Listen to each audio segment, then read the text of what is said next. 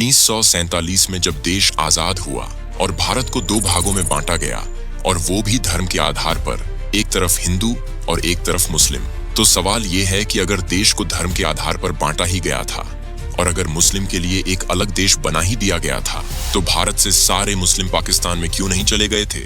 और अगर भारत में भी मुस्लिम को रहना था तो पाकिस्तान बनाया ही क्यों गया था? क्यों नहीं वो भी भारत के साथ रह सकते थे, जिस तरह आज भारत में मुस्लिम और बाकी धर्मों के लोग रह रहे हैं? और अगर ऐसा होता तो आज भारत में हिंदू, मुस्लिम और कश्मीर की समस्या ही नहीं होती।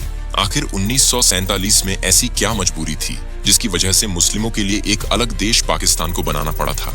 इसका जवाब काफी जटिल है। जिन्ना और मुस्लिम लीग का कहना था कि मुस्लिम एक अलग कौम है और उन्हें अपने धार्मिक, सामाजिक और राजनीतिक अधिकारों की रक्षा के लिए एक अलग राष्ट्र चाहिए, जबकि गांधी, नेहरू और कई अन्य नेता एक साझा भारत के पक्ष में थे। लेकिन कई वर्षों के सांप्रदायिक तनाव, दंगों और राजनीतिक मतभेदों के चलते अंत में बंटवारे का फैसला हुआ।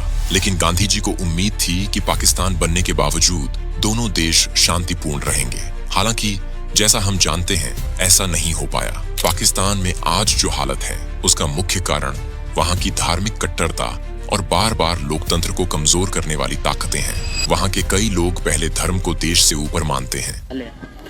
सबसे पहले इस्लाम है, उसके बाद पाकिस्तान है। कि जब देश ही नहीं रहेगा तो धर्म किस काम का? पाकिस्तान के कई हिस्सों में आज भी शिक्षा, स्वास्थ्य, विज्ञान से ज्यादा धार्मिक उन्माद को तवज्जो दी जाती है और कभी कभी इसका असर भारत पर भी पड़ता है। लेकिन जब तक बाबा साहब भीमराव आम्बेडकर जी का बनाया हुआ संविधान है, तब तक हमारे देश का धर्मनिरपेक्ष लोकतंत्र को कुछ नहीं हो सकता है। अगर आप भारत और पाकिस्तान के बंटवारे के ऐतिहासिक कारणों को गहराई से जानना चाहते हैं तो इसका अगला पार्ट 2 लाएंगे, जिसमें हम भारत और पाकिस्तान बंटवारे के ऐतिहासिक कारणों को थोड़ा विस्तार से जानेंगे।